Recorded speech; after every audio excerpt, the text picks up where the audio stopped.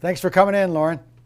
Thanks, Sean. Thanks for having me. Okay, well, let's jump into this because it is one of these things that I know everybody after the fact, and we have a lot of people here who aren't really living here.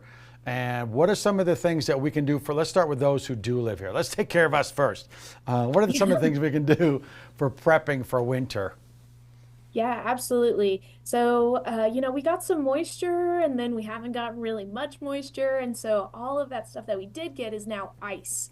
And so making sure that your meter lid is uncovered with ice. And so in the event that maybe a pipe does freeze and break and we need to come out and shut off the water, we don't have to spend time chipping it away, chipping all that ice away. And so we can, help you shut off the water and things like that sooner.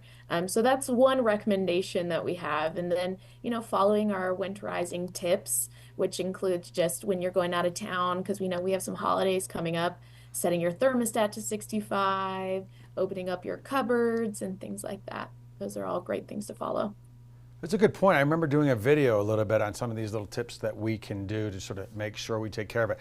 And now, what if people don't know where their shutoff valve is? Let's say there's a huge leak, and all of a sudden, like, oh my gosh, and panic sets in. What's the first thing they should start doing? Yeah, so hopefully your home has your own shutoff valve and that you've kept it cleared. If you're unsure, we recommend you could talk to a plumber and they could come out and find it for you. But if you're, in a panic, you've got lots of water coming from the ceiling or what have you, give us a call. Somebody's always here available. Even, all these things seem to happen in the middle of the night or on a weekend. We do have staff that is able to come in and assist customers with shutting off. There's a fee, but in an emergency, right, you'd rather save your house. Yes, well, thank you, Lauren. That's for sure. And now, for those of us who aren't here, and I'm not even sure if I know the answer to this. You think I would after the research I've done, but so if someone isn't there and they're leaving for the vacation, they're going to be gone. Like you said, set the thermostat. And you turn off your shut off water valve. Should they keep their like sinks open, closed? What's the best thing there? Yeah, so if you shut off your water, then we recommend draining your house. So opening up all your faucets and sinks and just draining the water out of your pipes, and then closing your closing all those faucets once you've drained them. You're Oh, essentially just draining your home.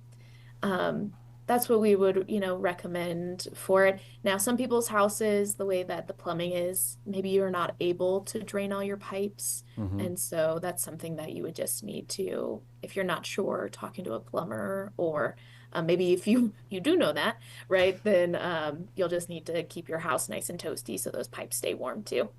Okay, that makes sense. Yeah, that's the thing I think people might forget. Like, all right, drain the pipe, they leave them on, then they turn the water back on, and it's just like waterworks. Yes, absolutely. Your own play park. That was me sort of throwing myself under the bus because I'm that guy. I'm like, oh yeah, you got to drain the pipes, and then you forget. You come, yeah, that would be definitely me.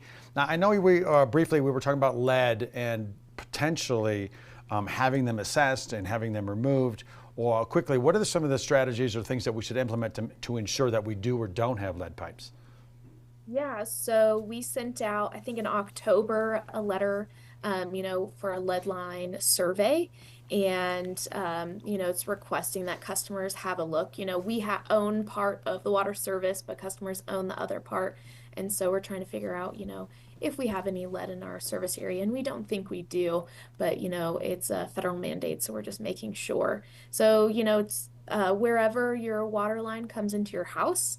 And then you can check that way. And we've got a whole cheat sheet on our website if you have misplaced that document or whatnot.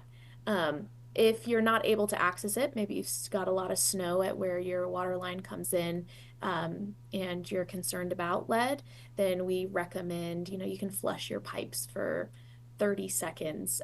The lead just builds up when they sit in the pipes overnight or when you're gone at work for 8 hours or things, Okay. extended periods of time like that.